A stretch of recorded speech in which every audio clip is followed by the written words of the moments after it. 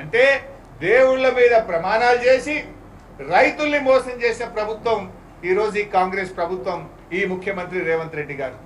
ఇది నేను చెప్తుంది కాదు కదా, నీ మంత్రులే చెప్తున్నారు. ఒక ఆయన 12,000 కోట్లు ఇవ్వాలంటుండు, ఒక ఆయన 17 లక్షల మంది రైతులకు ఇంక ఇచ్చేది ఉన్నదంటుండు, ఇంకొక ఆయన ఏమో 42 లక్షల్లో 20 లక్షల మందికే ముట్టింది, ఇంక 22 లక్షల మందికి ముట్టలేదు అంటుండు. మరి దీన్ని బట్టి ఎవరు రాజీనామా చేయాలి? రేవంత్ రెడ్డి గారు, నీకు నీతి నిజాయితీ ఉంటే బహిరంగంగా తెలంగాణ ప్రజలకు క్షమాపణ చెప్పు. తెలంగాణలో నువ్వు ఒట్టు పెట్టిన దేవుళ్ళ దగ్గరికి పోయి ప్రాయశ్చిత్తం చేసుకో. దేవుడా నన్ను క్షమించు, నేను తప్పు చేసినా, నేను తొందరపడి నీ మీద ప్రమాణం చేసినా దయచేసి నన్ను క్షమించని ప్రాయశ్చిత్తం చేసుకో. కనీసం ఆ దేవుడు అన్న నిన్ను క్షమిస్తాడు, ఆ దేవుడు అన్న నిన్ను క్షమిస్తాడు. నువ్వు ప్రాయశ్చిత్తం చేసుకోవు కనుకనే ఇలా మేం బయలుదేరి ఇక్కడికి రావు. దేవుడా, మా ముఖ్యమంత్రి నిన్ను మోసం చేసిండు, నీ మీద ఒట్టు పెట్టి ప్రమాణం చేసిండు. ఈ పాపాత్ముడు, ఈ అబద్ధాల కోరు, ఈ దగాకోరు, ఈ దివాలా కోరు ముఖ్యమంత్రిని క్షమించండి. తెలంగాణ ప్రజలకిచ్చిన మాట తప్పిండు. కనీసం దేవుడా లక్ష్మీనరసింహస్వామి, తెలంగాణ ప్రజల ముఖం చూసి ఈ పాపాత్ముని ముఖ్యమంత్రిని క్షమించు, తెలంగాణ ప్రజల్ని దీవించు అని ఆ లక్ష్మీనరసింహస్వామిని వేడుకున్నాం. ఎందుకంటే పాలకుడే పాపం చేస్తే అది ప్రజలకు అరిష్టం జరిగే అవకాశం ఉంటుందని కొంతమంది బ్రాహ్మణులు నాకు చెప్పింది.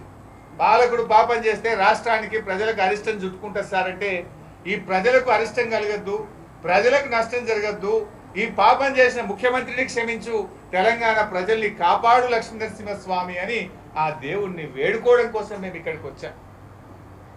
అదే సమయంలో ఆ దేవుణ్ణి కోరాం, దేవుడా ఈ ముఖ్యమంత్రి అందరినీ మోసం చేసిండు. వడ్లకు బోనస్ ఇస్తా అన్నాడు, 10% పండే సన్నాలకు బోనస్ అని మోసం చేసిండు.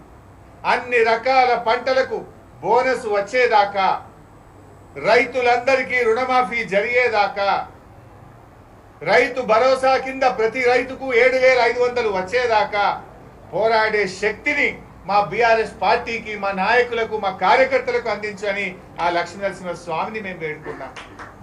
మేము వదిలిపెట్టాం, ఈ ప్రభుత్వాన్ని వదిలిపెట్టాం. మా కృష్ణారావు అన్న రాంగా చెప్తున్నాడు, మా కుకట్పల్లి ఎమ్మెల్యే గారు, వాళ్ళ వార్డుల్లో పర్యటిస్తే మహిళలు అడుగుతున్నారట, ఇంకెప్పుడు ఇస్తాడు 2,500 ఈ ముఖ్యమంత్రి అని మహిళలు అడుగుతున్నారట. ఇంకెప్పుడు ఇస్తాడు 4,000 పెన్షన్ అని ఇలా వృద్ధులు, వితంతువులు వార్డుల్లో తిరుగుతుంటే అడుగుతున్నారన్న మా కుకట్పల్లిలో అని మా ఎమ్మెల్యే కృష్ణారావు గారు రాంగా చెప్తా ఉన్నాడు. నువ్వే చెప్పినావు కదా 100 రోజుల్లో 6 గ్యారెంటీలు అమలు చేస్తామని బాండ్ పేపర్ల మీద రాసిచ్చి కాళ్ళేళ్లు పట్టుకున్న మీరు ఇలా 100 రోజులు అయిపోయి 300 రోజులకు దగ్గర వచ్చినా మీలో చలనం లేదు. మీదంతా మోసం, దగ ఇలా ప్రజలకు అర్థమైంది. అయితే మోసాలు చేసిన కాంగ్రెస్ నాయకుల్ని గతంలో చూసినాం, కానీ రేవంత్ రెడ్డి మాత్రం ఆ దేవుణ్ణి కూడా మోసం చేసిండప్ప. మోసం ప్రజల్ని చేసిన కాంగ్రెస్ నాయకులు చూసినాం, కానీ ఈయన ప్రజల్ని చేసిండు, చివరికి దేవుళ్ళను కూడా మోసం చేసిండప్ప. ఈ ఘనత రేవంత్ రెడ్డి చరిత్ర నిలిచిపోతాడు. అందుకే నేను ఇప్పటికైనా కోరుతున్నాం, నువ్వు ప్రాయశ్చిత్తం చేసుకో. ఆ దేవుళ్ళ దగ్గరికి పోయి చేసిన పాపానికి నువ్వు ప్రాయశ్చిత్తం చేసుకుంటే కనీసం ఆ దేవుడు నిన్ను క్షమిస్తాడు. ఇప్పటికైనా తెలంగాణ ప్రజలకు క్షమాపణ చెప్పు. నేను మొన్న కూడా అడిగినా, నీ మంత్రులు తలా రకంగా మాట్లాడుతున్నారు, నువ్వేమో రుణమాఫీ అయిపోయింది అంటున్నావు, వైట్ పేపర్ రిలీజ్ చేయి. అసలు ఎంతమంది రైతులకు రుణం ఉన్నది, నువ్వు ఎంతమంది రైతులకు ఇచ్చినావు, ఇంకా ఎంతమంది రైతులకు ఇవ్వాలి, ఎంత డబ్బు ఇవ్వాలి, నువ్వు ఒక వైట్ పేపర్ రిలీజ్ చేయి. నువ్వు నిజంగా రుణమాఫీ అయిపోయి ఉంటే బ్యాంకుల దగ్గర రైతులు ఎందుకు పడిగాపులు కాస్తున్నారు?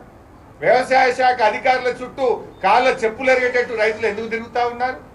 రాష్ట్ర వ్యాప్తంగా నీ దిష్టి బొమ్మలు ఎందుకు తగలబెడతా ఉన్నారు? రాష్ట్ర వ్యాప్తంగా రైతులు రోడ్ల మీదకి వచ్చి ఎందుకు ధర్నాలు చేస్తున్నారు? నీ మంత్రులు కవరింగ్ కోసం ఇక ఇస్తాం ఇక కాలేదు, పూర్తి కాలే, ఇస్తామని చెప్పి నీ మంత్రులే ఎందుకు మాట్లాడుతున్నారు? అంటే నువ్వు 15 ఆగస్టు లోపు చేస్తా అని చెప్పి ఇవాళ రైతుల్ని మోసం చేసినావు. నువ్వు రైతు భరోసా కింద గతంలో కేసీఆర్ గారు 7,500 కోట్లు ఇచ్చేవాడు.